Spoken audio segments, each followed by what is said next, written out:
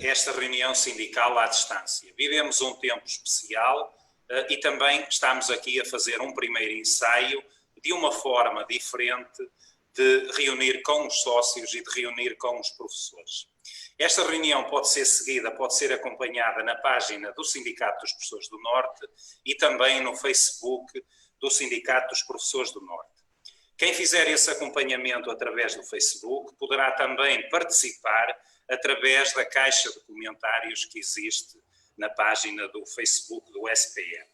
Será uma reunião em formato de perguntas e respostas. Caberá a mim, Francisco Gonçalves, a tarefa de moderar a reunião e de colocar as questões. Questões estas que foram previamente enviadas pelos professores ou que então têm sido colocadas ao sindicato nestes dias que têm corrido. Poderemos ainda, caso isso aconteça, colocar questões que ao longo da reunião vão surgindo na caixa de comentários do Facebook do SPN. As respostas essas serão dadas pelo restante painel que me acompanha nesta reunião. Pela Manuela Mendonça, que é a coordenadora do Sindicato dos Professores do Norte e presidente do Conselho Nacional da FENPROF, pelo Pedro Oliveira, que é o responsável pelo Departamento do Ensino Superior no Sindicato dos Professores do Norte e é também membro desse departamento na FENPROF, pela Júlia Val, que é responsável no SPN e na FENPROF pelo Departamento da Educação Pré-Escolar, pelo Adriano Costa, que é o responsável do SPN pelo particular e cooperativo e integra também o respectivo departamento na FENPROF, e pelo José Manuel Costa, que é o responsável pelo apoio a sócios no Sindicato dos Professores do Norte e que é também membro do Secretariado Nacional da FENPROF. A duração máxima para esta reunião é de 90 minutos, portanto, no máximo às 7h30 da tarde termina. Vamos então àquilo que nos trouxe cá. E eu vou começar por colocar duas questões à coordenadora do SPN, à Manuela Mendonça.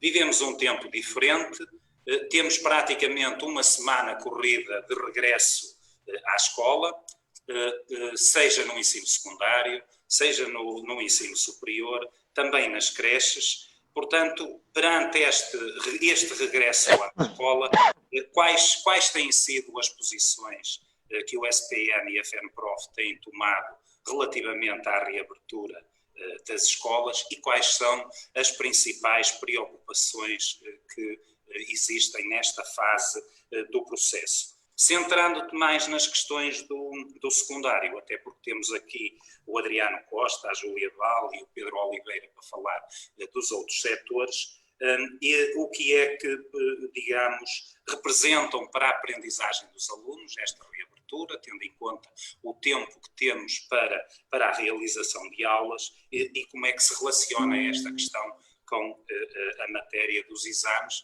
que por vezes parece ser a grande razão que levou à reabertura das escolas, no caso do ensino secundário.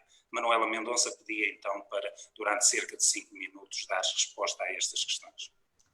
Bom, em primeiro lugar, permitam-me que comece com uma saudação especial a todos os colegas que se juntam a nós nesta primeira experiência de uma reunião virtual. E respondendo já à primeira questão, o SPN e a FENPROF não questionam a necessidade do gradual desconfinamento dos vários setores de atividade, desde logo para minorar as consequências dramáticas desta paralisação na vida de muitos milhares de trabalhadores, resultantes da perda de emprego, da redução de rendimentos, afeta já hoje muitas pessoas, mas também porque, não se vislumbrando a existência de uma vacina nos próximos tempos, não podemos continuar indefinidamente fechados em casa. Neste contexto, a questão não é se as escolas devem ou não reabrir, mas quando e em que condições faz sentido que as escolas reabram. E aqui falamos de condições sanitárias, mas também de condições pedagógicas. Nas posições que tem vindo a tornar públicas, a FENPROF considera que, sendo a prioridade a saúde pública e não sendo esta reabertura das escolas, neste momento, consensual entre os especialistas, como provam pareceres pedidos pela Federação, a prudência aconselharia a que não se tivesse avançado com a decisão de reabrir escolas no dia 18, sem a devida avaliação do primeiro momento de desconfinamento e sem a realização prévia de um rastreio, testando toda a população escolar, de forma a criar um clima de confiança e segurança para quem regressa. Não tendo sido essa a decisão política, como sabemos, a FENPROF elaborou um manual de procedimentos, condições e exigências, onde, entre outras coisas, apela aos professores para que sejam rigorosos e exigentes na verificação das condições de higiene e segurança, no sentido de tornar este regresso tão seguro quanto possível para todos os membros da comunidade escolar. Mas dizia que, para além das questões sanitárias, também no plano pedagógico é questionável a reabertura de escolas a pouco mais de um mês do final do ano letivo. E perguntamos qual é a estratégia educativa e formativa subjacente a esta reabertura. Do que se percebe, as escolas secundárias reabrem por causa dos exames nacionais e as creches e os jardins de infância essencialmente por razões socioeconómicas, por muito importantes que estas sejam e são. Aliás, não será por acaso que na maioria dos países o desconfinamento na educação começou pelas creches, pelo pré-escolar e também pelo primeiro ciclo.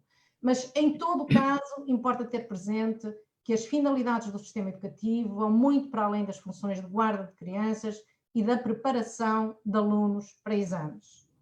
E, centrando-nos então a segunda questão que me colocavas, no secundário,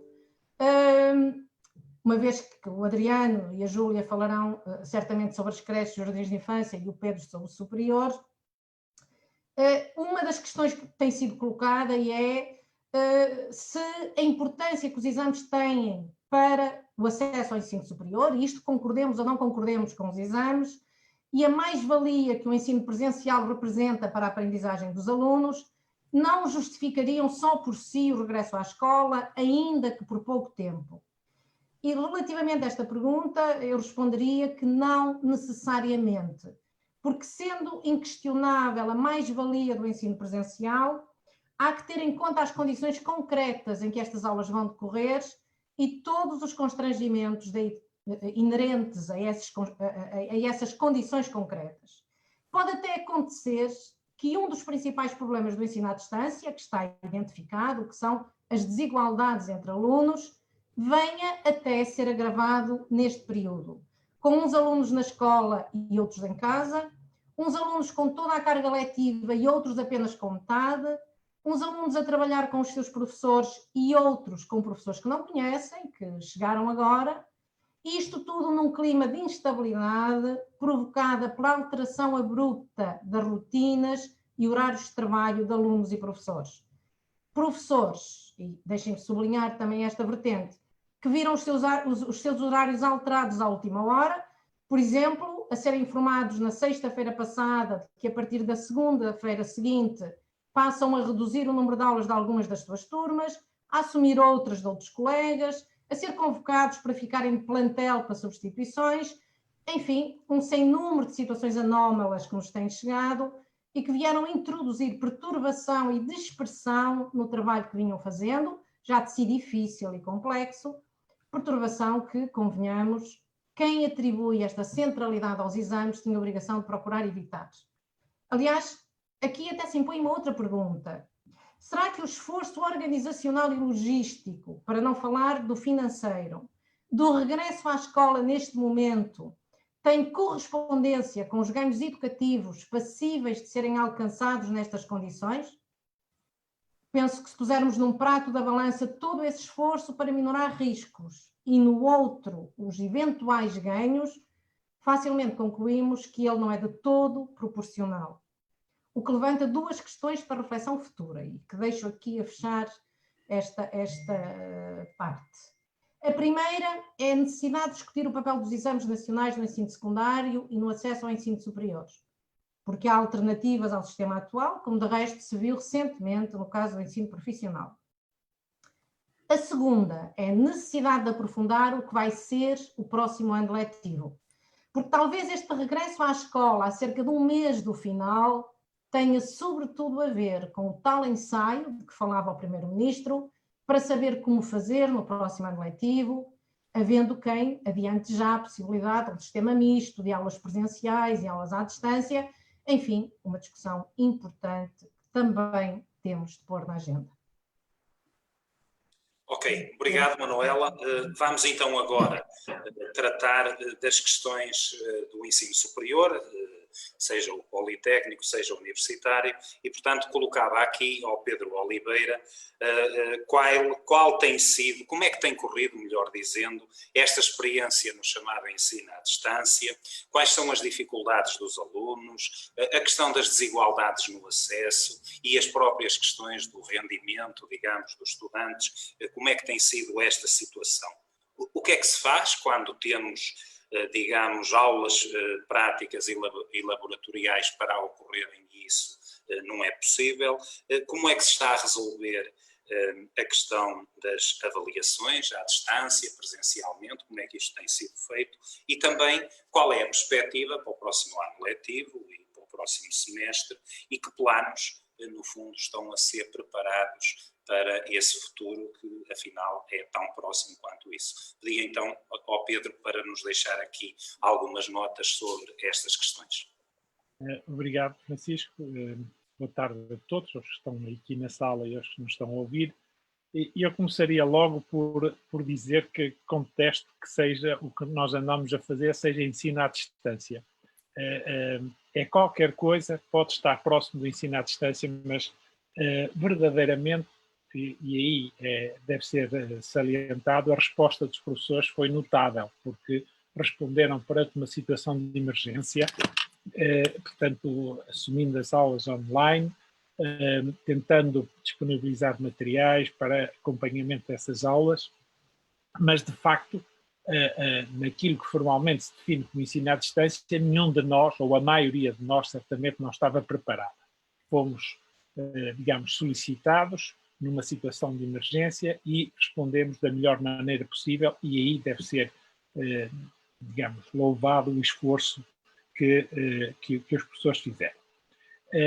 Pegando nas questões que tu colocaste, de facto, há dificuldades dos estudantes, há estudantes que têm dificuldade de acesso, por exemplo, à internet, que estão em regiões remotas, que têm acesso à rede com dificuldade, há estudantes que têm computadores, digamos, com limitação, há estudantes que têm computadores que são partilhados com outros irmãos e, eventualmente, o resto da família em condições mais difíceis, e portanto, nós estamos a correr o risco de acentuar aqui a desigualdade.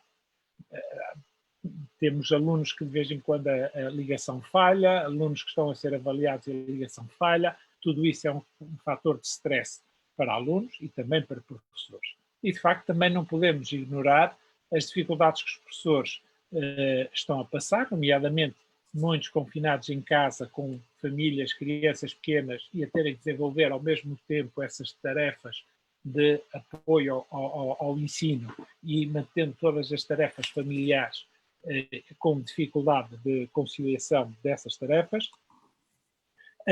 Temos a dificuldade da avaliação dos alunos, não é? Portanto, a avaliação à distância é permissiva ou pode ser sujeita, digamos, à fraude. Ninguém está verdadeiramente a ter uma resposta para esta dificuldade.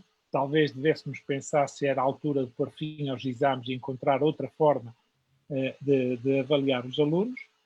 E, de facto, nesta crise nós não pensámos o que é que poderia ter feito. Fomos generosos, tentámos responder, mas há questões, como o Francisco referiu, há aulas práticas que são fundamentais para a formação dos alunos. Veja-se no caso da química ou da medicina, onde há aulas de cirurgia que não estão a ocorrer, e como é que isso vai impactar na formação desses alunos. Era possível ter estudado outras soluções, deslizamento do semestre para setembro, mas quem nos dirige não optou por essa solução. Era fundamental que tivesse havido partilha de experiências. O que é que está a acontecer? Há pouca partilha de experiências e de facto também quem nos dirige, na generalidade, tem feito pouco diálogo com a comunidade.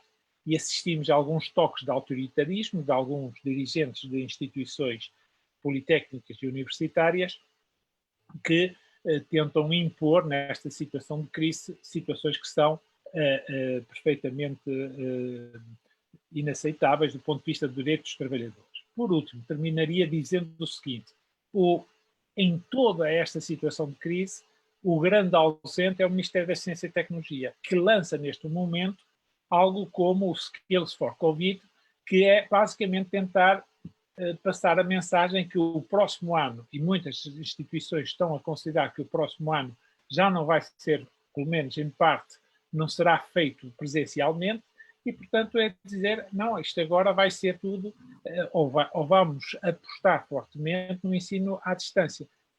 E o Ministério não dá uma resposta cabal. Não é possível dizer, se uma faculdade pode dizer que eu, na medicina, passo os alunos que assistam às cirurgias por via telemática, e outra dizer que não passa. Portanto, há aqui há uma visão de conjunto numa situação de crise que cabe ao MCTES, e o MCTES tem estado, de facto, ausente. Nada disso. E, portanto, a situação é confrangedora. Nós estamos, neste momento, preocupados com o que se vai passar no próximo semestre e tudo indica que o sistema de ensino à distância se vai manter. E para já espero ter cumprido com o tempo. Ok, obrigado. Vamos então agora passar para a educação pré-escolar e para a Júlia Vale. Sabemos que hoje chegaram as orientações para a educação pré-escolar, portanto prevê-se que os jardins de infância reabram no próximo dia 1 de junho e, portanto, tendo em conta essas orientações, eu perguntava-te, Júlia, o que é que significa, no fundo, abrir a 1 de junho, sabendo que existirão apenas 17 dias úteis de atividade letiva. Não abrir seria uma alternativa? Essa seria a primeira questão. Que condições são consideradas as necessárias para uma reabertura que garanta tranquilidade aos docentes, às crianças, aos assistentes operacionais e encarregados de educação? E já agora, as orientações que saíram hoje oferecem essas garantias ou não? Sendo a educação pré-escolar o segundo grupo de docência mais envelhecido, existem riscos para as docentes que agora vão regressar? E, por último, qual é a atitude, no fundo, que tem tido a intervenção do Ministério da Educação relativamente a esta questão da reabertura dos jardins de infância da rede pública? Portanto, pedia-te então, Júlia, para durante 5 ou 10 minutos dares a tua resposta a estas questões. Obrigada, Francisco. Antes de mais, boa tarde a todos, aqueles que estão a assistir de facto a este plenário, a esta primeira experiência. Esperemos que seja uma coisa positiva e que se possa de facto voltar a acontecer. É uma forma de chegarmos, se calhar, mais facilmente neste contexto a um maior número de pessoas. Dizer que efetivamente hoje fomos surpreendidos com a publicação das orientações para a educação pré-escolar na reabertura que vai decorrer a partir de 1 de junho. Naturalmente, se hoje até lá acontecer alguma hecatombe, isto poderá ser posto em causa. Não estando a contar com isso e procurando responder às questões colocadas pelo Francisco, não podemos esquecer que efetivamente nós não somos uma ilha na sociedade. Existem 1.200.000 trabalhadores que precisam regressar ao seu posto de trabalho para recuperar o resto do seu vencimento ou mesmo então procurar outro emprego em alternativa àquele que perderam por força da Covid-19. Os educadores de infância têm completa consciência desta situação.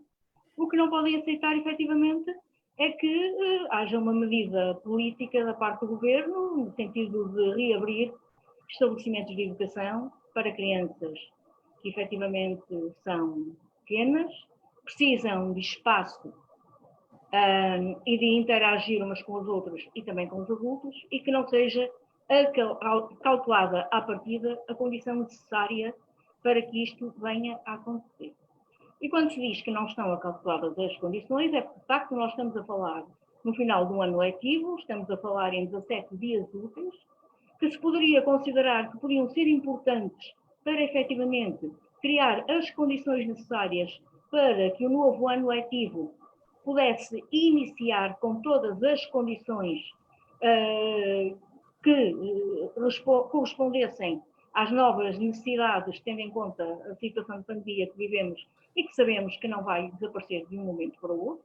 Aliás, quando se fala numa segunda vaga, fala-se eventualmente que ela aconteça por outubro, novembro, e, portanto, temos que ter esta consciência de que estes 17 dias poderão ser apenas uma experiência para podermos perceber como é que pode vir a funcionar a partir de setembro durante um ano letivo ou não.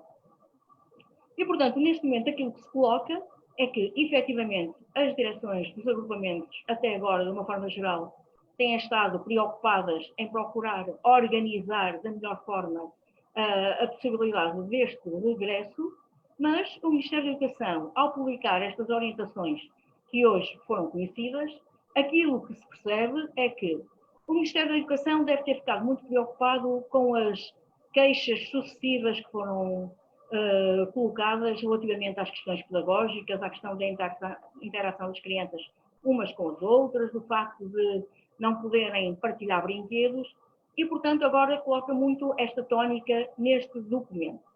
Tudo vai desembocar ali. É preciso fazer isto, mas atenção que não pode ser posta em causa a questão pedagógica. É preciso fazer isto, mas não se pode esquecer que as crianças precisam de brincar e de partilhar.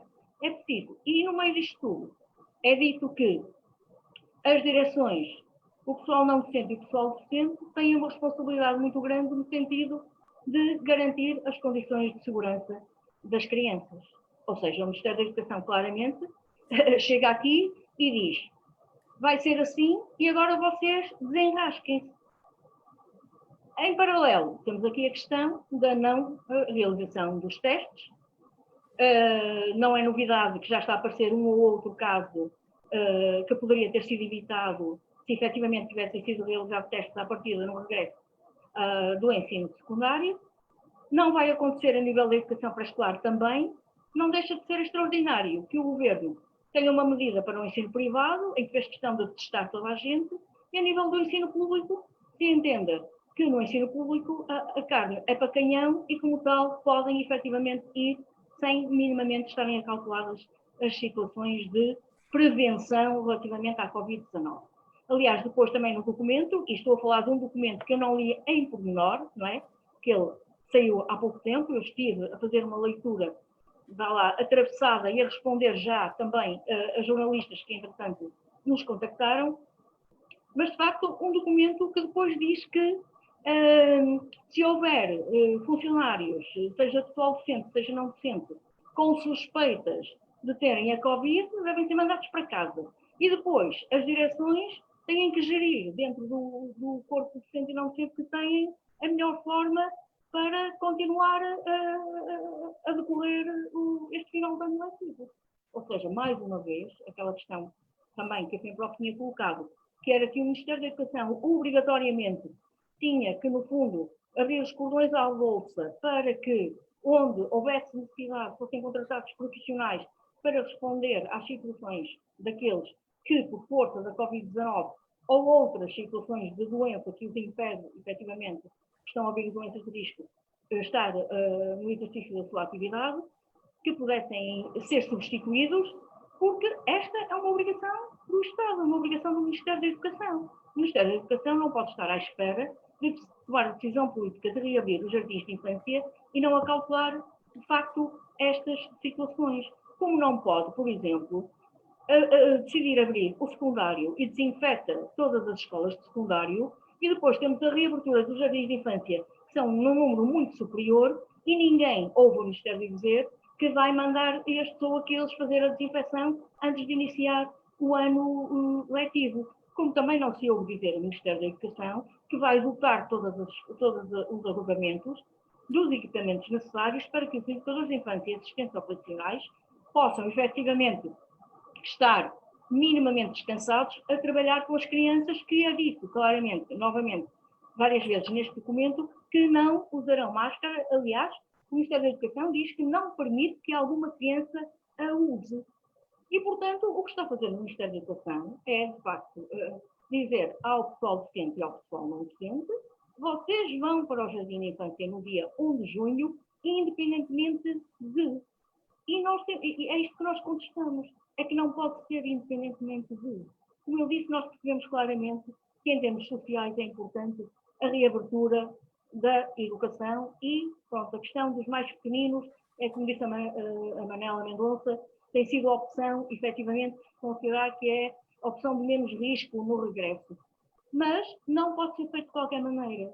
Também o Francisco já disse, falamos do segundo grupo de deficiência mais envelhecido a nível da educação e, portanto, não podemos efetivamente estar a tratar estas pessoas como se estivéssemos aqui a falar de pessoas que têm todas as condições e mais algumas para responder fisicamente a uma situação de contágio de Covid-19. Por isso, não está em causa a questão da reabertura. Preferencialmente, ela não deveria acontecer. Percebem-se os constrangimentos que levam à reabertura neste momento, mas, efetivamente, não pode ser feito de qualquer maneira. Pronto, Obrigado. Está? Obrigado, Júlio. Vamos então agora para o particular e cooperativo. Nós somos um sindicato de professores, professores do sistema público e professores também do privado, do particular e cooperativo. Portanto, eu perguntava ao Adriano Costa, o nosso responsável por este setor, como é que tem sido, nesta semana que temos passada, a reabertura das creches, no que diz respeito aos medos e aos receios dos profissionais desta área, mas também qual é que tem sido a taxa de frequência das crianças neste setor. Depois, tendo a CGTP chamado a atenção para o ataque que tem ocorrido aos direitos laborais, e o nosso sindicato também, e a própria FENPROF, portanto, para esta questão do ataque aos direitos laborais durante a pandemia, qual é o ponto de situação no que diz respeito a esta matéria? Estou a falar do layoff, estou a falar da recusa do teletrabalho por parte do patronato, estou a falar do desrespeito pelo conteúdo funcional das educadoras, estou a falar da imposição do gozo de férias. Portanto, isto foi uma matéria que ouvimos falar em diversos setores e foi também no caso da educação. Perguntava-te ainda, quais são as implicações nas educadoras, no que diz respeito, sendo elas agora consideradas trabalhadoras de serviços essenciais. Portanto, que implicações isso tem no seu dia-a-dia. E, por último, qual tem sido o apoio sindical do SPN e da FENPROF que tem sido possível dar neste tempo tão conturbado e em que estes professores, estes docentes do particular e cooperativo têm sido ainda mais fustigados que os do setor público, porque o tipo de problemas que têm tido pela frente são ainda de mais difícil resolução. Adriano Costa, perdi então a tua palavra sobre estas questões. Obrigado, Francisco. Boa tarde a todos e a todos que nos estão a ouvir pelo Facebook e a ver. Relativamente à reabertura das creches, naturalmente que, tratando-se de uma população de tenra idade, provocou reações de várias ordem, quer da parte das educadoras e todos os profissionais do setor e até das próprias famílias.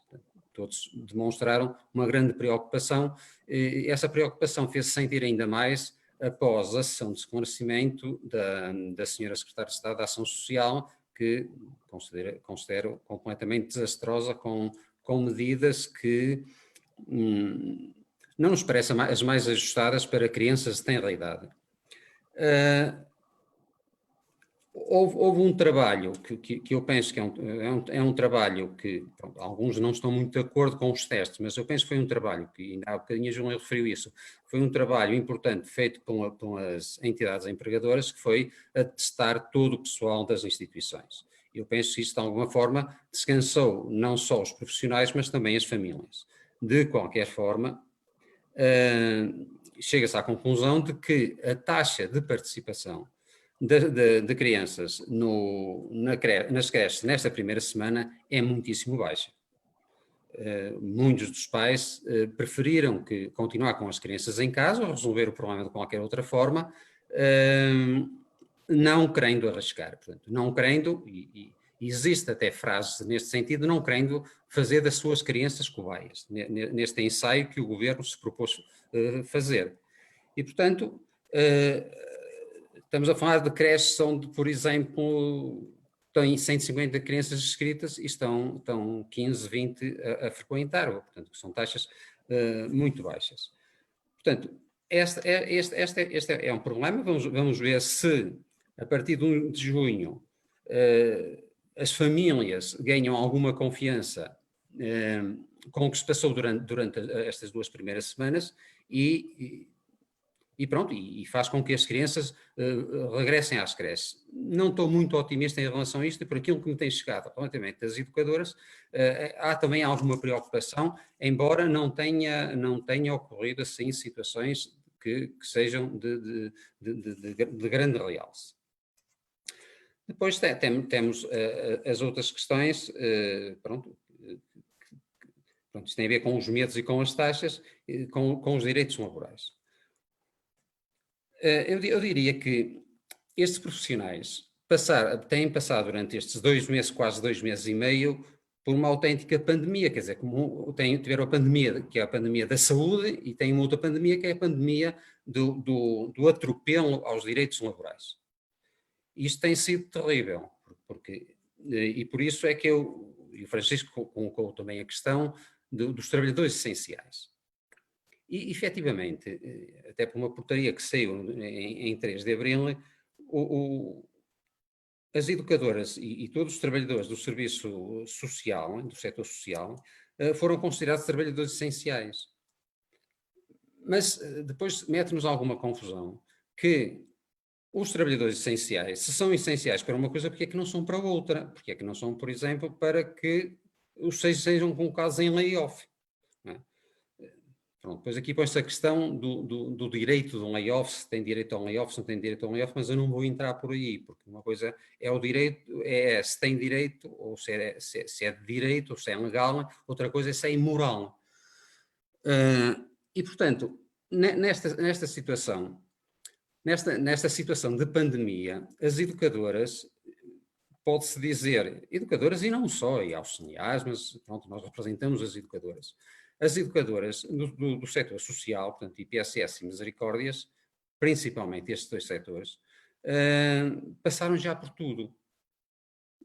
Elas já fizeram limpeza, já estiveram em apoio a lares, já fizeram apoio domiciliário. E quando falam em apoio a lares, não falam em lá fazer o horário normal de funcionamento, não. Estou a falar em fazer semanas seguidas de 24 horas sobre 24 horas, o que é extraordinariamente violento.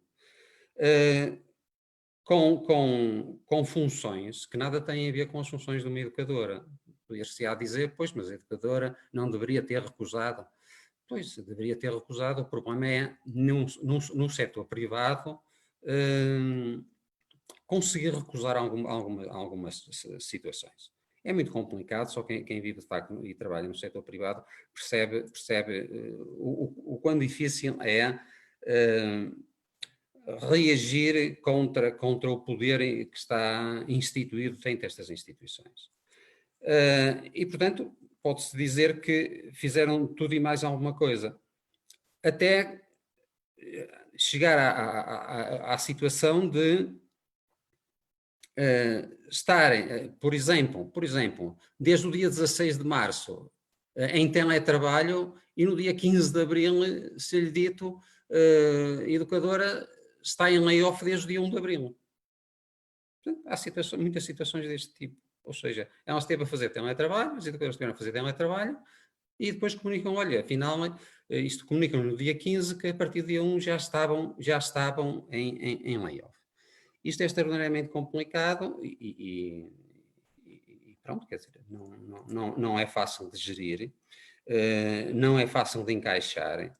E eu percebo a angústia com que vivem estas educadoras. No entanto, é importante referir que o SPN foi contactado por muitas educadoras, e quando digo muitas, são mesmo muitas educadoras, que quando foi decretada a reabertura das creches, disseram logo, bom, a reabertura das creches, então não podemos continuar em layoff?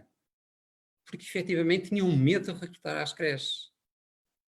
Porque as crianças das creches, como toda a gente sabe, não são crianças a quem se possa impor distâncias. Inclusivamente tivemos diretores de creches que vieram dizer, na nossa creche, não vai faltar o colo. Não vão faltar os afetos. Portanto, possivelmente estão a recordar de uma imagem que correu na comunicação social em França, com as creches, que as GIS desenharam no recreio um quadrado e as crianças mantinham-se dentro desse quadrado e não podiam sair desse quadrado. E disseram logo que em Portugal não se faria nada disto.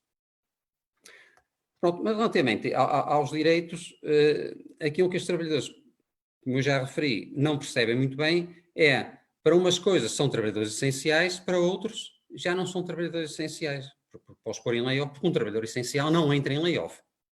Nós não conhecemos dos outros setores, dos médicos, dos enfermeiros, dos polícias, dos bombeiros, dos outros setores que tenham entrado em layoff, e estes também são trabalhadores essenciais. Depois, o que é que os sindicatos têm estado a fazer? Eu penso que o SPN e a FEMPROF nunca fizeram tanto com os trabalhadores, e principalmente com as educadoras das IPSS e das Misericórdias. Têm tido uma ação constante de apoio às educadoras e aos professores deste setor. Têm dado uma cobertura enorme aos seus problemas. Têm levado os problemas para a Assembleia da República, para o Secretário de Estado da Educação, para a Ministra do Trabalho e Segurança Social. Portanto, têm levado estes problemas e têm denunciado perante a comunicação social, o que às vezes nos tem custado alguns, não são dissabores, mas são algumas pressões da própria entidade patronal, porque não querem ver estas situações denunciadas publicamente. Custa-lhes aceitar que a sua instituição seja denunciada publicamente e, portanto, não querem. E, portanto, da parte do SPN da FEMPROF tem havido, efetivamente, um trabalho constante de apoio às educadoras. Eu penso que as educadoras nossas associadas têm sentido isso e têm manifestado todo o apoio que têm sentido da parte do SPN da FEMPROF. Basta irem ao site do SPN para verificar a quantidade de documentos que lá existem, sejam documentos de apoio, sejam documentos de informação, sejam documentos que foram enviados para o Sr. Primeiro-Ministro, sejam os que foram divulgados para a comunicação social, para perceber efetivamente do trabalho que tem sido desenvolvido pelo SPN e pela FEMPROF e que vai naturalmente continuar a desenvolver. Obrigado, Adriano. Vamos então agora para entrar num conjunto de questões a colocar ao Zé Manuel Costa, que é o nosso responsável pelo apoio a sócios, questões que têm chegado ao nosso sindicato ao longo dos últimos dias e, como são várias, eu vou dividi-las em 3 grupos.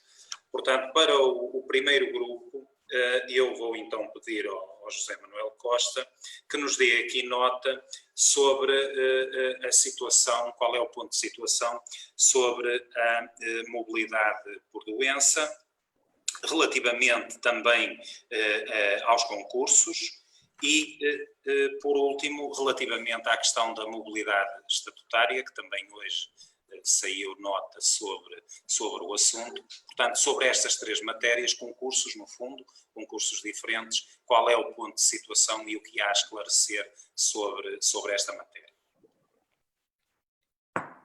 Muito bem, muito boa tarde aos meus companheiros de fala, ainda cada qual na sua, e a todos aqueles que nos seguem eletronicamente no site do SPN ou no Facebook, nesta experiência que eu também saúdo, e como saúdo todos os que estão connosco na mesma.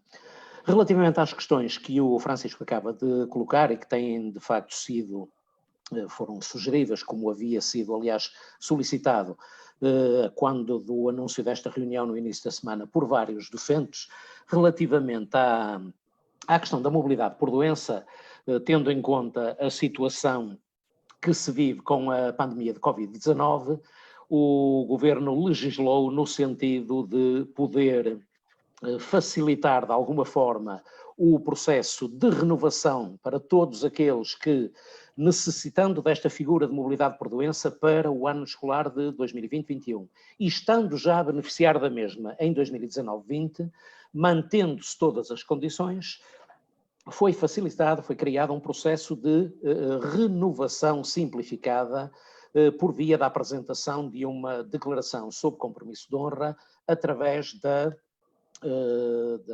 plataforma SIGRE, da DGAI, estando neste momento tais pedidos, cuja fase de apresentação já terminou, a aguardar o despacho da Secretaria de Estado.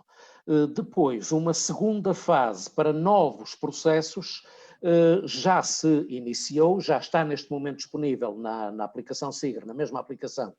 Agora, a possibilidade de fazer o preenchimento e o download, a extração do relatório médico para todas as situações de novos pedidos. Por novos pedidos, entenda-se que são até abrangidas pessoas que já podem ter beneficiado de mobilidade por doença em anos anteriores, mas que não estão a beneficiar no ano 19-20, pessoas que até pediram essa mobilidade para 2019-20, mas viram os seus pedidos indeferidos.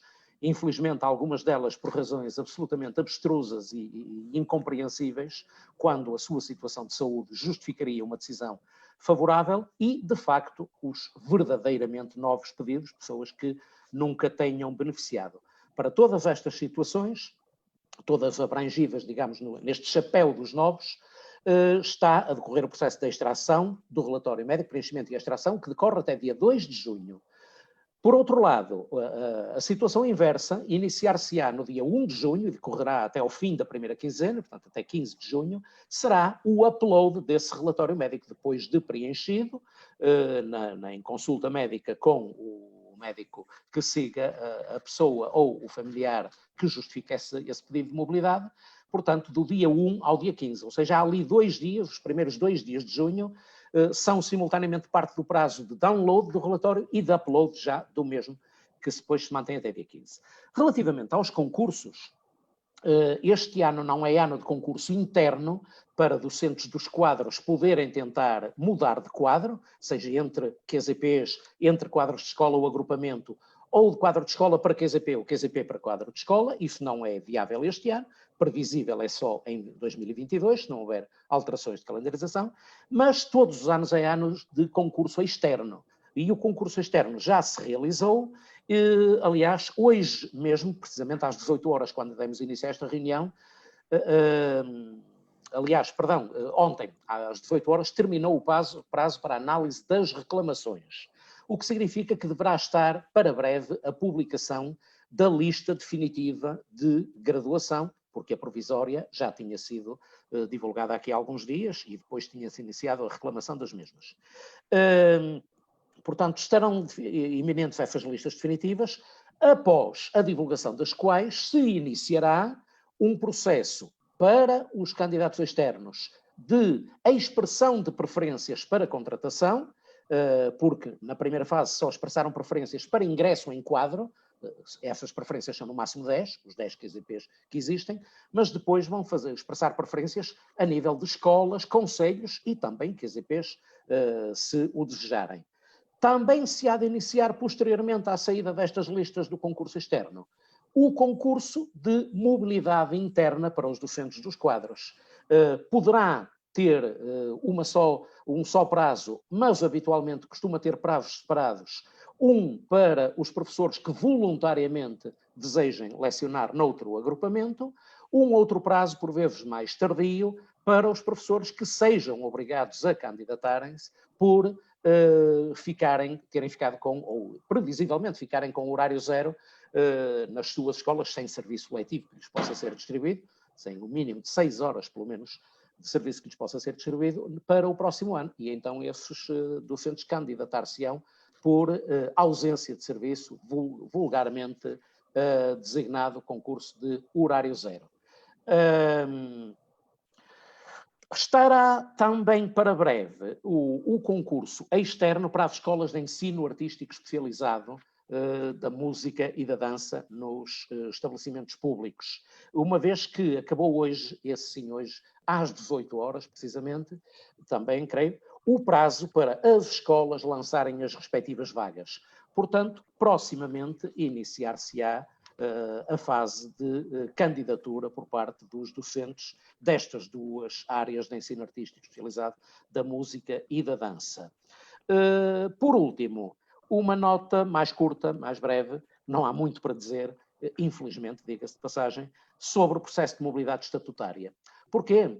Porque até 2016, 2017, inclusive, a DGAI levava a cabo tal procedimento de forma absolutamente transparente, divulgando na sua página uma nota informativa, divulgando listas, divulgando vagas ou horários possíveis e divulgando, sobretudo, listas dos candidatos, dos docentes que se propunham ou aceitavam ser propostos, mais corretamente, porque quem inicia o processo são as entidades que requisitam ou pedem o destacamento do docente, e depois o docente dá o seu aval, mas tudo isto era feito de forma transparente, com divulgação na página, de, como disse, nota informativa, manual de instruções e listas de deferimentos concedidos. De 2017 e 2018, inclusive, para cá, e este ano o mesmo sucede, o processo decorre numa base clandestina, diríamos, porque não há anúncio qualquer público na DGAI, não há divulgação de listas, aquilo que acontece e pelo menos este ano foi assim que sucedeu, o SPN teve conhecimento, e muitos professores terão de certo conhecimento de que o processo está a decorrer, e decorrerá até ao próximo dia 4 de junho, mas porque tivemos acesso ao e-mail que a DGAI enviou para as direções de escolas e agrupamentos, estabelecendo de facto esse prazo de 4 de junho para as entidades proponentes fazerem o respectivo requerimento, um processo que ainda tenha de ser antecedido quando a entidade ainda não esteja registada, seja uma entidade que vá fazer um pedido pela primeira vez, ainda tem de ser antecedido do respectivo registro, pois para tudo isto não há qualquer informação publicamente disponibilizada na página da DGAI, e uma pesquisa na mesma por mobilidade estatutária devolve resultados de 2016-17, os únicos em que o processo foi verdadeiramente transparente e aberto. De então para cá não o tem sido. Para já é só, peço desculpa por me ter excedido, 8 minutos e meio, para já disse. Para também o José Manuel Costa tomar algum fôlego para o segundo tem surgido na caixa de comentários algumas perguntas, alguns comentários, muitas relacionadas com a questão do ensino à distância, e eu essas deixaria-as depois para a intervenção final da Manuela Mendonça. Entretanto, surgiram aqui algumas questões relacionadas com a educação pré-escolar, pelo que eu pedia novamente então à Júlia Val que desse aqui melhor nota sobre, e as questões que têm surgido vão um pouco neste sentido, que é colocar em causa se faz sentido abrir jardins onde se sabe que haverá uma, duas, nenhuma criança sequer a regressar, e, portanto, como é que é esta situação? Há alguma posição sobre esta matéria? E é também referido que, portanto, seria bom que tomássemos já uma posição mais aprofundada sobre o documento, as orientações que hoje saíram, sendo que isso parece-me, mas a Júlia dirá melhor, naturalmente, que não deixaremos de tomar essa posição, mas nesta altura, tendo as orientações saído hoje, não haverá propriamente condições para, no momento, fazer muito mais do que uma primeira apreciação sobre esta matéria. Portanto, era isto que eu te colocava, Júlia, pedia para dar-nos nota a dizer sobre esta matéria. Sim, naturalmente que já depois de terem saído as orientações, os membros da Comissão Nacional, da Coordenação Nacional da Educação Pré-Escolar e o próprio Mário Nogueira já trocamos impressões sobre isto. É evidente que vai haver uma tomada de posição da FEMPROF relativamente à questão das orientações. Aliás, se já tínhamos uma opinião antes, muito mais teremos depois delas saírem, que temos que as analisar e fazer a nossa apreciação. Relativamente à questão que tu colocaste, a reabertura de jardins, onde só existe uma criança ou até nenhuma, é evidente que se não existir nenhuma criança para frequentar, não fará sentido abrir jardim de infância. A preocupação da FEMPROF foi sempre que os grupos, a reabrir a educação pré-escolar, os grupos tinham que ser obrigatoriamente subdivididos. Ou seja, para nós é impensável, e é uma das críticas a fazer a este documento, efetivamente, o Ministério da Educação não fale na divisão de grupos.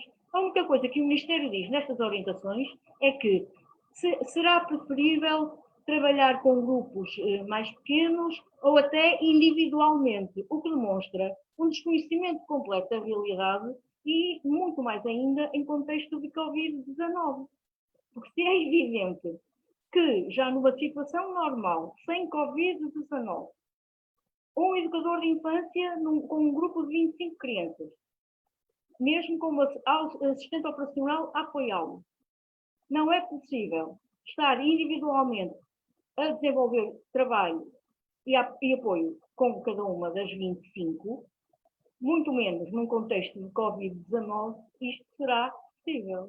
E, portanto, a primeira crítica é que o Ministério da Educação, em momento algum, diz no documento que os grupos têm de ser subdivididos.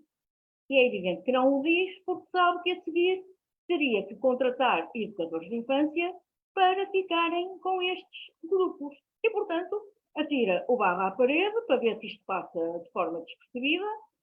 E a FEMPROF, já no dia 7 de maio, na conferência de imprensa que teve lugar em Coimbra, referiu no seu documento que, para a educação pré-escolar, o seu entendimento é que os grupos, a reabrir a educação pré-escolar, os grupos não deveriam ter mais que 6.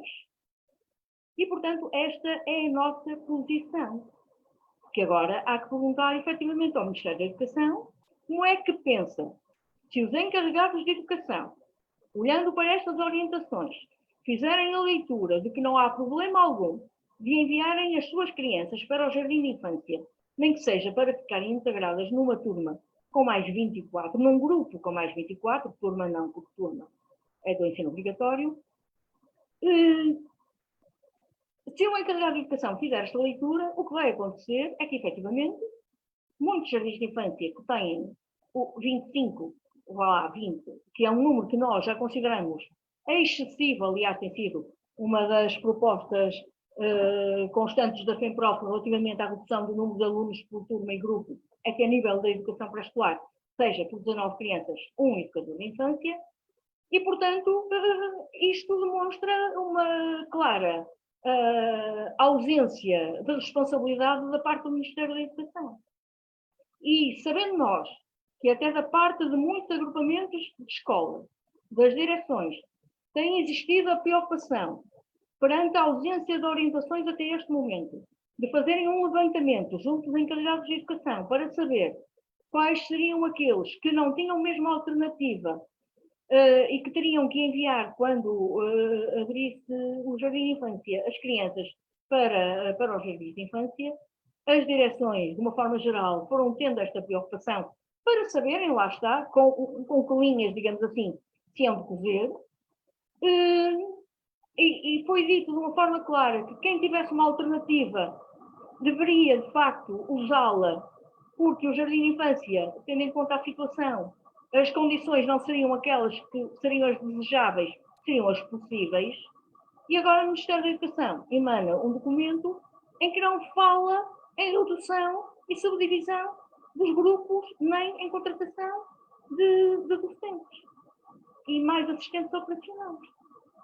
E, portanto, esta é uma preocupação grande relativamente a este documento. Esperemos que as direções e os encarregados de educação mantenham a lucidez de continuar a fazer a leitura de que, tratando-se de 17 dias úteis, que é disto que estamos a falar, efetivamente não está em causa, contrariamente àquilo que é dito no documento, porque o documento fala muito das questões pedagógicas e das aprendizagens que não podem ser prejudicadas.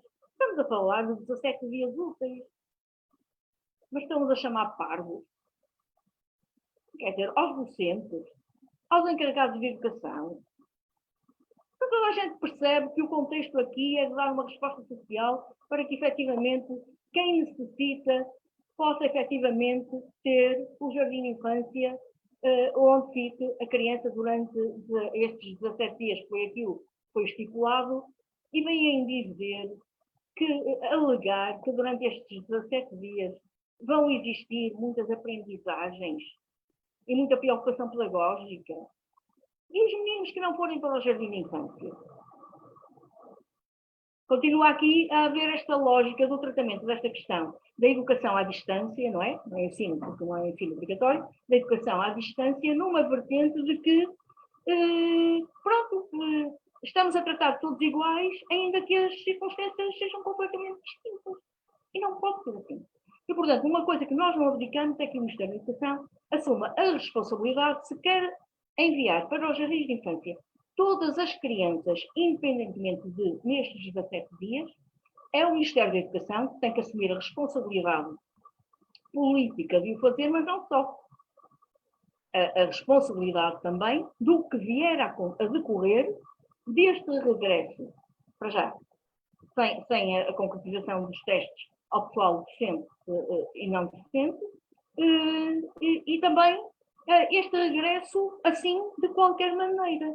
Porque o Ministério da Educação tem, de facto, uma ignorância atroz relativamente aos estabelecimentos de educação que tem na sua rede pública, sendo certo que existem muitos jardins de infância em centros escolares ou EBs.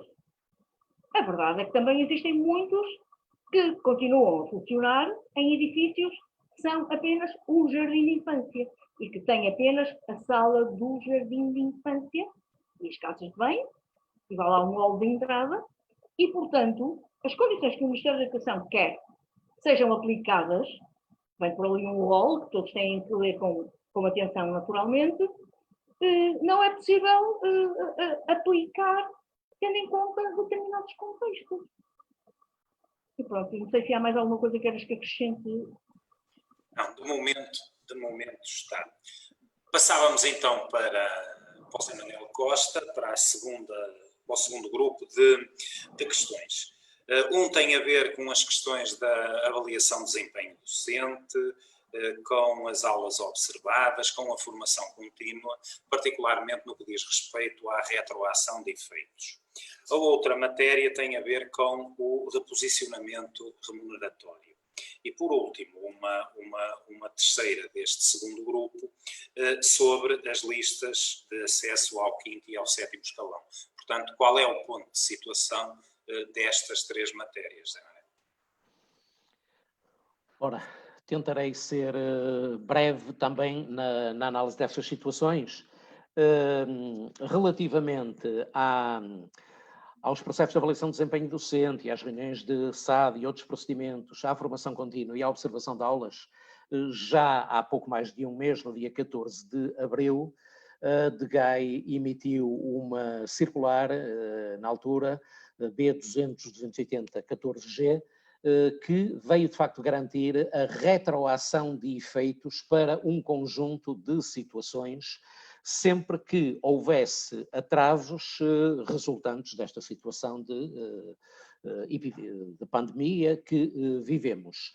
Concretamente, por exemplo, quando um docente visse ações de formação contínua que já tivesse iniciado e que tenham sido interrompidas, ou que nem se tenham chegado a iniciar, estando o docente nelas inscrito, e não se iniciaram, entretanto, por força da situação que se vive, mas que venham a ser concluídas até 31 de dezembro, com sucesso, obviamente, esses efeitos retroagem à data em que seria suposto a ação de formação em causa terminar, ou cada ação de formação terminar, para efeitos de progressão na carreira. A mesma coisa com a avaliação do desempenho, designadamente com observação de aulas. Um docente que tenha tido apenas uma das aulas observadas e visse a outra adiada, ou que não tenha sequer tido nenhuma, e que esse processo tenha sido adiado, também na mesma situação podem ocorrer até 31 de dezembro de 2020, retroagindo os efeitos à data em que seria suposto as observações terem ocorrido. E Por último, decorrente, quer de uma, quer de outras situações, as reuniões das secções de avaliação de desempenho docente, que, por norma, se realizam durante o mês de julho, na esmagadora maioria das escolas e agrupamentos, infelizmente, em algumas, de forma incompreensível, em setembro, por exemplo, mesmo em agosto, já não se entende, e prejudica, em última análise, os docentes dessas escolas e agrupamentos, porque, por vezes, veem esse atraso refletir-se, por vezes não, sempre, eventualmente, na respectiva data de progressão, mas a verdade é que, se essas reuniões não puderem ter lugar pelos motivos atrás referidos quanto à formação contínua e quanto à observação de aulas, podem realizar-se até 31 de janeiro, retroagindo também os efeitos à data em que, de acordo com o calendário assumido em cada escola ou agrupamento, a reunião da SAD se deveria ter realizado. Hoje não, creio que ontem, foi divulgado um novo documento, ontem ou anteontem, agora já me perco um pouco, não sei se foi a 20, se a 21, foi divulgado um novo documento de GAI, de FAC, perguntas mais frequentes, sobre esta circular de 14 de abril, e é um documento que vai esmiuçar determinadas situações, pormenorizar um conjunto bastante alargado de situações, são 21 perguntas e respostas muito importantes, a maior parte delas, para caracterizar determinadas situações específicas, mas sempre na linha e no espírito da circular que saíra a 14 de abril. Mas apenas esclarecendo situações como, por exemplo, o docente que teve uma aula observada não teve a segunda, mas entretanto muda de escola, outro que eventualmente muda de escola precisamente para aquela onde trabalha aquele que era o seu avaliador externo, se pode ser o mesmo, se não pode. Há uma série de questões que são esclarecidas num documento então que hoje está colocado na página do SPN e para a qual desde já chamo a atenção que os docentes interessados podem consultar para conhecerem em pormenor. Chamo contudo a atenção, porque até ficaria mal não fazer, logo a primeira resposta à primeira questão responde precisamente a uma preocupação que quase logo a seguir à divulgação da circular em 14 de abril, a FENPROF colocara ao Ministério e lhe fora prometido que seria resolvida, mas tardava em ficar preto no branco esclarecida essa resolução. Com efeito, a circular garantia a retroação de efeitos relativos à formação contínua que se atrasasse, mas referia apenas os centros de formação da Associação de Escolas. Ora, há outras organizações, desde logo instituições de ensino superior, mas também os sindicatos, designadamente o Sindicato dos Professores do Norte e os outros sindicatos da FENPROF, que também têm os seus centros de formação específicos e que também promovem formação contínua, e alguma dela, evidentemente, ficou atrasada por iniciar ou por completar em função da situação que se vive. Pois bem, logo a primeira resposta vem de facto esclarecer que aquilo que estava na circular de 14 de abril garantido para os centros de formação da Associação de Escolas é alargado a todos os outros, desde que retroagindo, portanto, os efeitos à data em que era suposto as ações também terminarem, o que nos satisfaz, porque vá lá, de vez em quando, lá vemos alguma das nossas preocupações atendida, respondida favoravelmente pelo Ministério da Educação, e também foi aqui o caso. Já não é bem o caso, por exemplo, se falarmos de reposicionamento remuneratório. São, de facto, muitos os professores que se nos dirigem queixando-se de que, para além daqueles que têm divergências com a sua escola ou agrupamento quanto à data de progressão, não é o caso de que vou aqui falar. Há situações em que a situação do docente é perfeitamente clara, completou o tempo de serviço, tinha formação contínua, tinha avaliação do desempenho, aulas observadas quando necessárias, tudo dentro dos requisitos legais cumpridos, e a data de progressão seria janeiro de 2020, seria novembro de 2019. Há casos um pouco para todos os gostos. E essas pessoas ainda não viram as suas progressões deferidas, ou seja, ainda não viram, usar uma expressão que dá título a um filme, a cor do dinheiro. Mas na sua plataforma de progressão está tudo bem. A data de progressão está, de facto, uma data que já é neste momento passado. Às vezes demasiado passado. Já se passaram mais de 4, 5, 6 meses, até mais, em alguns casos. Infelizmente, há muitas destas situações por resolver, a par de outras que, e ainda bem que assim acontece, de docentes que progredem, de facto, logo no momento em que era suposto e recebem pelo novo escalão a partir do mês em que tal lhes era devido, sem sequer ser necessário recorrer ao pagamento com retroativos quando é feito mais tarde. Só que isto deveria ser geral e está longe de o ser. Informação do Ministério sobre este assunto, apesar de questionado objetivamente, designadamente na última reunião que tivemos no dia 11, zero. Sabemos informações dos próprios diretores que são questões de cabimentação orçamental ou, infelizmente, da falta dela em algumas circunstâncias, que se traduzem em desigualdade e desigualdade às vezes até na própria escola. Numa mesma escola, 2 docentes que poderiam ter a mesma data de progressão, um já recebe pelo novo escalão, outro não, e às vezes cuja data de progressão até era posterior, já está também a receber pelo novo escalão, e outro em que a data era anterior, ainda continua a aguardar, o que não se compreende. Por último, as listas para o 5º e 7º escalões. As listas provisórias de graduação estão listas para os 5º e 7º escalões, primeiro há que dizer, são algo com que a FENPROF desde sempre discordou e espera que um dia este obstáculo artificial na progressão da carreira docente seja eliminado. Para já, infelizmente, temos de conviver com ele e, infelizmente, traduz-se num prejuízo enorme na progressão de muitos professores por força da espera a que são obrigados antes de conseguirem esta transição aqueles docentes que não são avaliados com muito bom ou excelente, respectivamente no 4º ou 6º escalões, pois uma avaliação com muito bom ou excelente permite a progressão na data em que completem os requisitos e o efeito remuneratório ao dia 1 do mês seguinte, mas quando o docente obtenha apenas a menção de bom, independentemente desde logo da data em que obtenha essa menção e da data em que completa os requisitos, só vai poder ir para tais listas no dia 1 de janeiro do ano seguinte àquele em que completou os requisitos. Se um docente completa os requisitos a 31 de dezembro, a 1 de janeiro seguinte está nas listas, com poucas hipóteses de progredir, mas está, ou nenhumas, mas está nas listas. Mas se um docente completa o serviço em janeiro, ou fevereiro, ou abril, só vai para as listas a 1 de janeiro do ano seguinte. E, portanto, todos aqueles meses são, desde logo, perdidos. Pelo menos esses. E não são recuperados na progressão seguinte, como às vezes alguns professores ainda pensam que depois na progressão seguinte passam mais cedo. Não passam, embora essa seja uma reivindicação da FENPROF, pelo menos enquanto se mantenham tais obstáculos artificiais. Mas nem isso está garantido.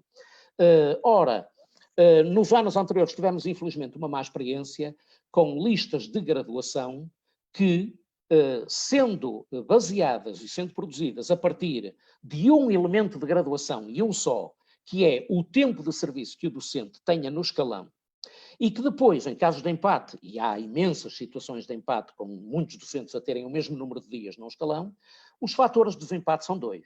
O primeiro, a última avaliação de desempenho arredondada às milésimas, e se subsistir o empate, e às vezes subsiste, não poucas vezes, aliás, o último fator de desempenho, a data de nascimento, preferindo o docente mais velho. Pois bem, nos 2 anos anteriores, o que o Ministério produziu, através da DGAI, foram listas ordenadas em que nem o fator de graduação, nem nenhum dos 2 fatores de desempate constava das listas. Imaginem, fazendo o paralelismo, é como haver listas de concursos em que não venha a graduação profissional do docente, quando é que completou a profissionalização, que tempo de serviço é que tem antes da profissionalização ou depois.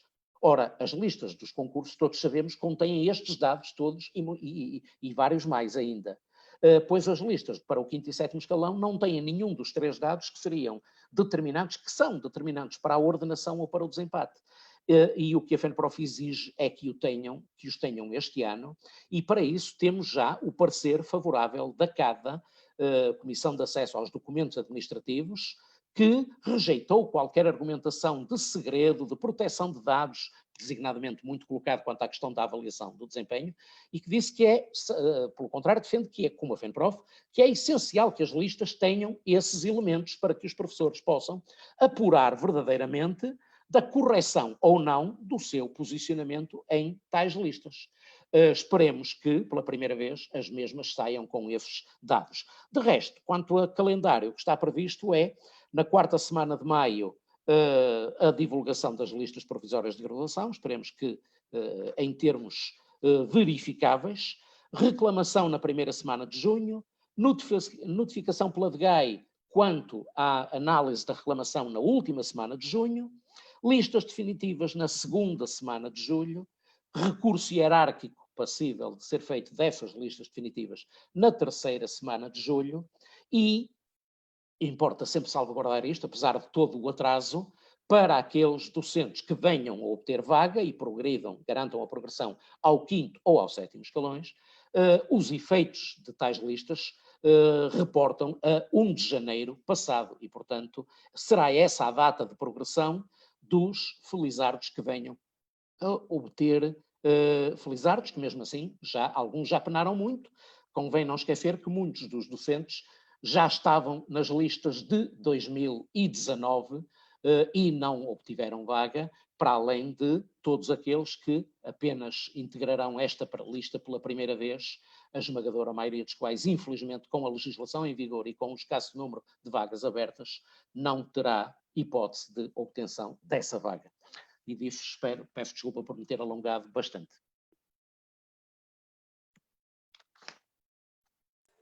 Relativamente à gestão do tempo, estamos a perder um bocado, temos menos de 20 minutos para terminar, e antes de dar a palavra ao Zé Manel para responder ao último grupo de questões, eu pedi ao Pedro Oliveira e ao Adriano Costa para fazerem um último sublinhado. Vou também dar a palavra à Júlia Val apenas para um sublinhadozinho, pequenino, e portanto começava e depois no final a Manuela Mendonça remata.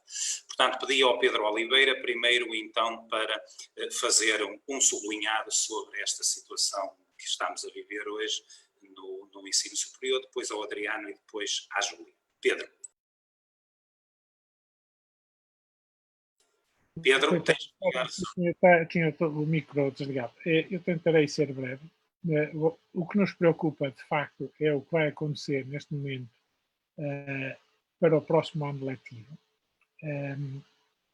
Há a ideia que está a ser defendida que seja um ensino misto, presencial e à distância, blended learning, na terminologia inglesa, e fala-se de, nomeadamente, o sábado ser considerado dia de trabalho, o que é algo altamente preocupante, mais um atentado ao direito dos trabalhadores. Como é que se espera que as pessoas possam conciliar vidas familiares trabalhando ao sábado? Portanto, o que vai acontecer no próximo ano é para nós, a partir do próximo ano letivo, a partir de setembro, é para nós muito preocupante e sublinhar mais uma vez que estas decisões de métodos de ensino para o próximo ano letivo estão a ser tomadas casuisticamente por cada uma das instituições e, mais uma vez, o Ministério se demite, escudando-se, demite ter uma opinião política, escudando-se na suposta autonomia das instituições. E é só. Obrigado.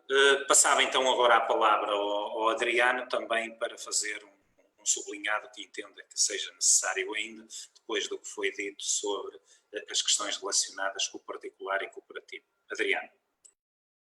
Eu ia pegar na intervenção da Júlia do pré-escolar e de algumas questões que ela aportou, que achei muito bem, mas há uma questão que ela refere e que eu também inicialmente pensei da mesma forma, que foi por que abrir o pré-escolar por 17 dias úteis. Só quando falamos em abrir o pré-escolar por 17 dias úteis, estamos a esquecer da maior rede pré-escolar em Portugal. A maior rede pré-escolar em Portugal não fecha no dia 26 de junho. A maior rede pré-escolar em Portugal vai se manter aberta e até é público que da parte da CNIS, da União das Misericórdias, pretende que se prolongue durante o mês de agosto. Ou seja, a maior parte das instituições privadas não vão fechar. E não é por acaso que muitos trabalhadores já gozaram férias. Portanto, quer dizer, quando fazemos esta abordagem do pré-escolar, esquecemos muitas vezes da maior rede do pré-escolar em Portugal, que é o privado. E, portanto, não são 17 dias, são muitos mais dias. E agora, reparem uma coisa, eu cheguei a pensar que o Estado não ia mesmo abrir o pré-escolar, cheguei a ter essa ideia, porque eram muito poucos dias. Mas se não abrisse o pré-escolar, com as pressões que estavam a ser exercidas por os grupos que nós sabemos muito bem, como é que as instituições privadas iam abrir no mês de julho e agosto? Não é? Portanto, isto seria tudo muito complicado. Até porque eu também partilho e tenho recebido da parte de muitas educadoras do pré-escolar as grandes preocupações relativamente ao número de alunos por sala, embora saibamos à partida que muitos dos alunos do pré-escolar vão ficar em casa.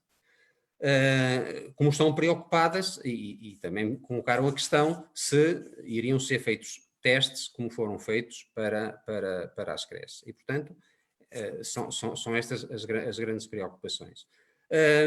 Relativamente ao setor privado, aquilo que eu entendo é que nós não vamos terminar, ou seja, não vamos deixar de sentir os problemas no dia 26 de junho, mas vamos continuar com os problemas por agosto adiante. E esse é o grande problema. E o problema vai se prolongar. Aliás, nós nem vamos sentir a passagem de um ano letivo para o outro.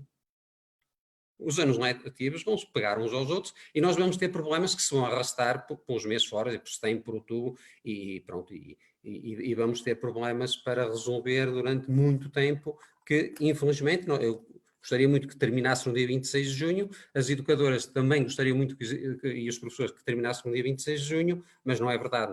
Quer dizer, o nosso setor vai se prolongar, não sabemos até quando. Então agora a Júlia mesmo um remate. Um remate para dizer que... Conclusão da Júlia. Um remate para dizer que não aceitem trabalhar se não forem garantidas as condições com os equipamentos necessários para o regresso à atividade no dia 1 de junho. E não se demitam nunca de tomar posição sobre o regresso no dia 1 de junho. Nós sabemos que há colegas que dizem que em agrupamentos foram criados gabinetes de crise e o pré-escolar não está lá. Agora, existe o Departamento de Educação Pré-Escolar e o Departamento existe para discutir, para conversar, para tomar posição por escrito e fazê-la chegar à direção do agrupamento.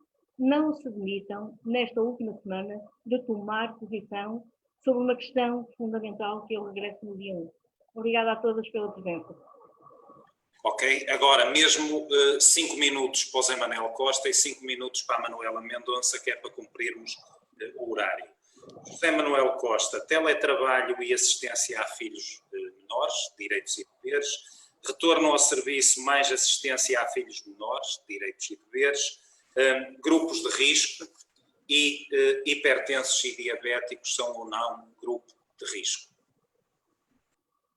E se calhar é mesmo por aí que eu começo, até porque as questões de teletrabalho, do regresso, de alguma forma também já foram abordadas pelos meus colegas, uma vez que essas são transversais, dizem respeito às creches, ao pré-escolar, ao básico, ao secundário e ao superior, e portanto, eventual falta de tempo, eu começo por aí pelos grupos de risco. Os grupos de risco tiveram uma definição no passado dia 1 de maio, através do Decreto-Lei 20 de 2020, e uma retificação 4 dias depois, no dia 5 de maio, tendo sido retirada a menção expressa a hipertensos e diabéticos. Ficou, portanto, integrado no grupo imunodeprimidos, portadores de doença crónica, que de acordo com as orientações da Autoridade de Saúde devem ser considerados de risco, designadamente doentes cardiovasculares, portadores de doença respiratória crónica, doentes oncológicos e portadores de insuficiência renal. que podem então justificar a falta ao trabalho mediante declaração médica, desde que não possam desempenhar a sua atividade em regime de teletrabalho ou através de outras formas de prestação. No caso dos professores, como sabemos, tem sido passível de prestação de serviço em teletrabalho, pelo que uma declaração médica de que o docente integra grupo de risco não é para justificar falta ao trabalho, mas para justificar a sua manutenção em teletrabalho, caso fosse daqueles que devesse iniciar trabalho presencial. Tem de facto havido a saída daqui dos hipertensos e diabéticos, de facto significa isto: enquanto as outras situações, como estão expressamente referidas, constituem grupos de risco, o ser imunodeprimido ou possuir uma daquelas doenças crónicas, problemas crónicos referidos, os hipertensos e diabéticos não ficam automaticamente todos afastados, mas, dependendo da situação, uma vez que há graus diversos em qualquer uma destes problemas de saúde, em qualquer um, se o médico atestar que o estado dessa condição, a sua própria instabilidade, por exemplo, pode servir para fazer desse doente, infelizmente, um doente de risco e, portanto, não fica imediatamente fora um diabético ou um hipertenso, mas poderá ficar dependendo da natureza da sua condição e aí o médico atestará que o docente tem uma condição que o transforma também, faz dele grupo de risco, com que integra esse grupo de risco. Nas outras situações, até para de facto evitar riscos que são escusados, por exemplo, alguns que já nos vão chegando exemplos de escolas que, com larga antecedência, diga-se passagem, até já estão a informar os docentes que as reuniões de avaliação do terceiro período serão à distância. Ora, é verdade que o dia 26 de junho, que marca o final do terceiro período e o final do ano letivo, ainda vem longe. Mas definir desde já que as reuniões serão à distância parece-nos minimamente, no mínimo, precipitado da parte de algumas direções de agrupamentos e escolas e já nos chegam informações de que assim será em alguns casos. Quanto à questão do teletrabalho ou do retorno ao serviço, do serviço presencial e da compatibilização com o apoio a filhos menores, algumas notas então muito rápidas, se eu ainda tiver um minutinho ou dois. Tens um minuto. Um minuto. A prestação de serviço em teletrabalho na docência, quando um docente tenha a seu cargo filhos menores, não lhe permite, se continuar a prestar teletrabalho, recorrer ao apoio da Segurança Social para ficar só a tomar conta dos filhos. É evidente que, ao estar em teletrabalho, não beneficia desses apoios, mas também recebe o seu vencimento a 100% e não a 66%.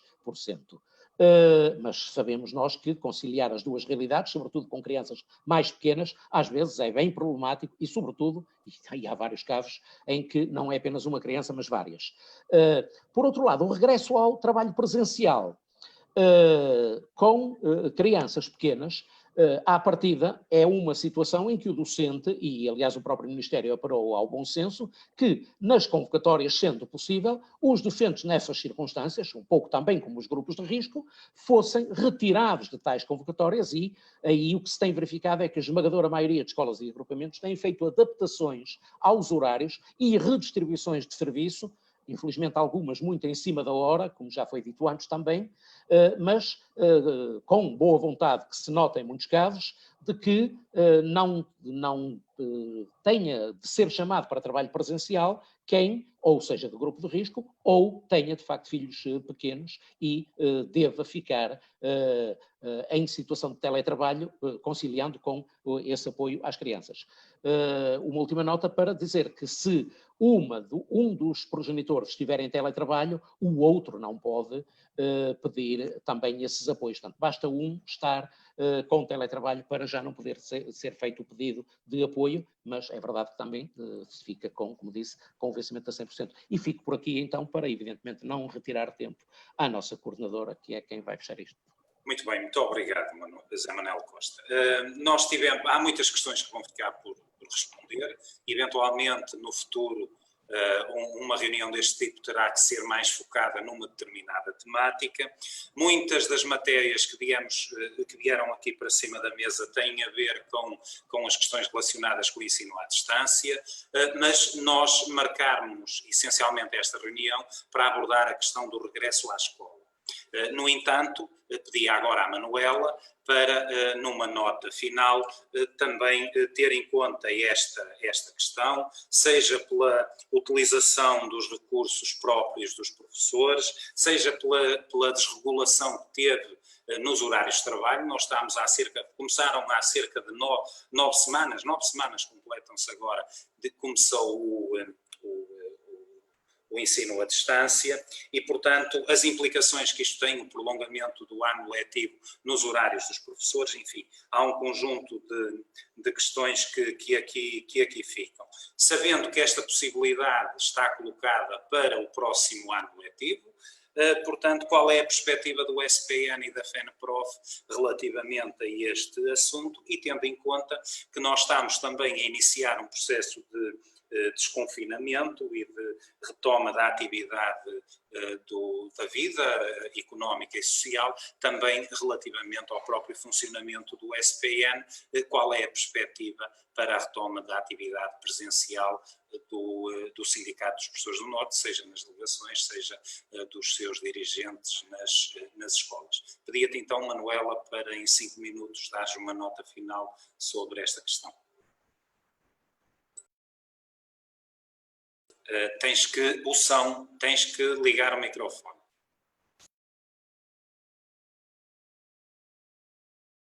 Peço desculpa. Eu estava a dizer, então, em primeiro lugar, relativamente às questões do ensino à distância. Eu já tinha dito ao Francisco no início que, embora o enfoque, a oportunidade, digamos assim, da realização desta reunião nesta semana do regresso à escola fosse o regresso à escola e, portanto, por isso quisemos aqui cruzar também olhares do que se está a passar nos diversos setores, dos problemas, das preocupações dos educadores e professores que representamos, investigadores nos vários setores.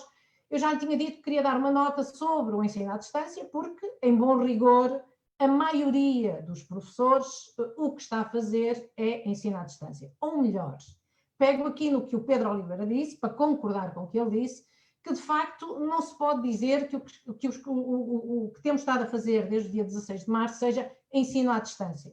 Há dias, numa conferência internacional, uma videoconferência, uma colega dinamarquesa dizia que o que os professores estão a fazer, de facto, é ensino de emergência. E isto é verdade, é um ensino.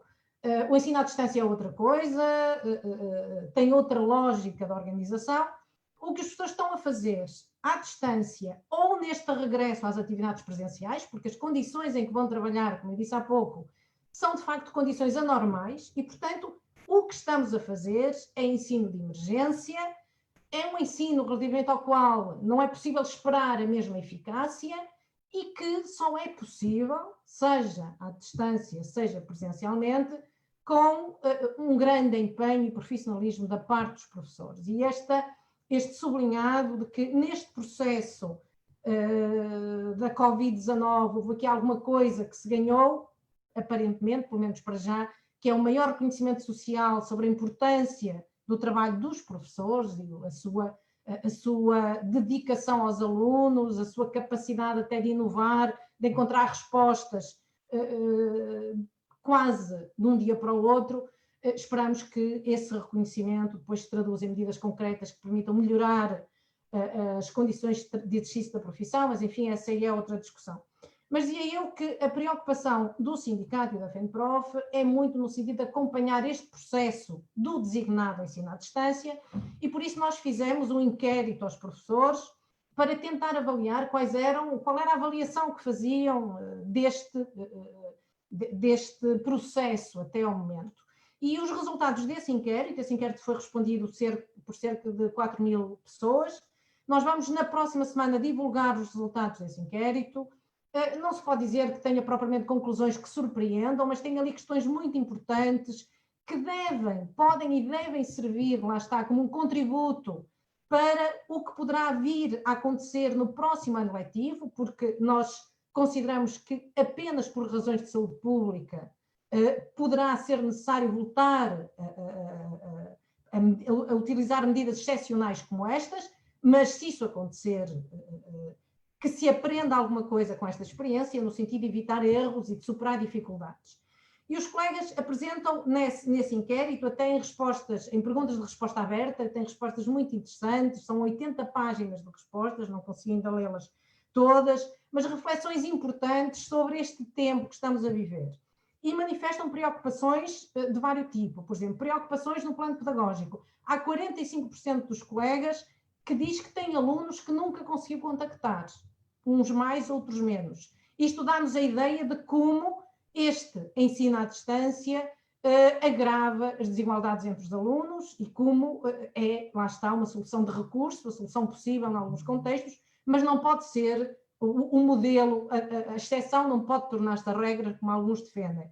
Depois, preocupações com a avaliação e os exames. Este, como eu disse também na intervenção inicial, é outra questão que não podemos abandonar, esta discussão. Depois, depois, eu não estou a hierarquizar, estou a dizer outro tipo de preocupações no plano laboral, preocupações com o excesso de trabalho a que os professores estão sujeitos. Os professores já estavam muito cansados, muito desgastados. Neste momento, toda esta atividade síncrona, assíncrona, de autoformação, porque as pessoas não estavam preparadas de um momento para o outro para responder a estes desafios, toda a desregulação dos horários de trabalho. Hoje recebem-se mails durante a noite, ao fim de semana, as pessoas sentem-se pressionadas para responder, contactos de pais, enfim, neste momento é quase impossível conciliar a vida profissional com a vida familiar e pessoal, e isso está naturalmente a causar também um grande desgaste, a acentuar esse desgaste dos professores, e há uma coisa que nos preocupa. Também se fala da carga burocrática, do controle que existe em algumas escolas, e também nisto que o Francisco referiu, muitos colegas a chamarem a atenção de que tiveram, por exemplo, que comprar equipamento eletrónico para responder a esta emergência e que não se justifica que, se até agora não era possível que os professores declarassem para efeitos de IRS material pedagógico e material de apoio à sua atividade, o mínimo que se exigiria é que este ano isso fosse possível. Bom, enfim, fica aqui esta nota, nós vamos, como disse, divulgar os resultados desse inquérito, mas sobretudo o mais importante é, a partir daí, definir também aqui um conjunto de ações, quer junto do governo, junto das direções das escolas, dos professores, no sentido de tentar, pelo menos minorar, se não resolver, alguns dos problemas identificados. Uma notinha final sobre, então, a reabertura da sede do sindicato e das 15 delegações.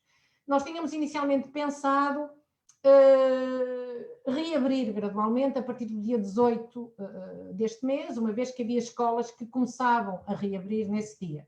Depois, a própria legislação estipulava que se devia manter em teletrabalho, todas as pessoas que pudessem manter-se em teletrabalho deveriam continuar nesse regime, e apelava ao dever cívico das pessoas continuarem resguardadas, e, portanto, nós entendemos alterar a orientação que tínhamos inicialmente prevista, e a partir do dia 1 de junho, agora sim, e aproveito agora para dizer uma coisa que a Júlia me pediu para lembrar, que no dia 1 de junho, havendo a reabertura dos jardins de infância, nós estaremos também a acompanhar o regresso dos educadores de infância num jardim de infância, depois diremos onde, como estivemos também no dia 18, mas então a perspectiva é que também o sindicato possa reabrir a sede e as 15 delegações a partir do dia 1 de junho, de forma gradual e faseada, respeitando o que está previsto na legislação, que é, por exemplo, os funcionários que tivermos que pertençam a um grupo de risco vão continuar em teletrabalho, os funcionários que temos, alguns que têm filhos até 12 anos,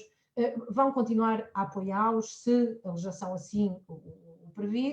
E, portanto, o que pedia aqui aos sócios do sindicato é que depois estivessem atentos à informação que vai chegar, no sentido de dizer em cada delegação em concreto, porque há especificidades diferentes das delegações, qual vai ser o horário de funcionamento, de como é que se vai dar este retorno, sendo que a direção garante as condições sanitárias de segurança para quem for às sedes, mas faz um apelo, vai fazê-lo, para que o essencial do atendimento continue a ser não presencial, mas à distância, justamente porque este retorno vai ser gradual, e no atendimento presencial possa ser feito mediante marcação prévia para evitar que as pessoas se concentrem e, portanto, corram riscos desnecessários. E, dito isto, chegamos ao fim desta primeira reunião sindical virtual. É uma experiência que vamos avaliar. Eu estou em crer que viremos a repetir a experiência neste formato ou num outro formato, vamos ver isto, mas vamos tentar manter também este canal de ligação aos sócios, pelo menos enquanto se mantiverem constrangimentos à realização da atividade sindical presencial, que ainda vamos certamente ter durante algum tempo. Até lá, fiquem bem e um abraço para todos. Obrigada por terem vindo. Ok, obrigado a Manuela, Zé Manel, Júlia, Adriano e Pedro. 95 minutos depois vamos concluir a reunião. Tivemos cerca de centena e meia de participantes, mais de uma centena de comentários. Votos de um bom fim de semana, até um dia destes. Desconfinem, mas em segurança. Obrigado. Tudo bom? Boa tarde. Boa tarde.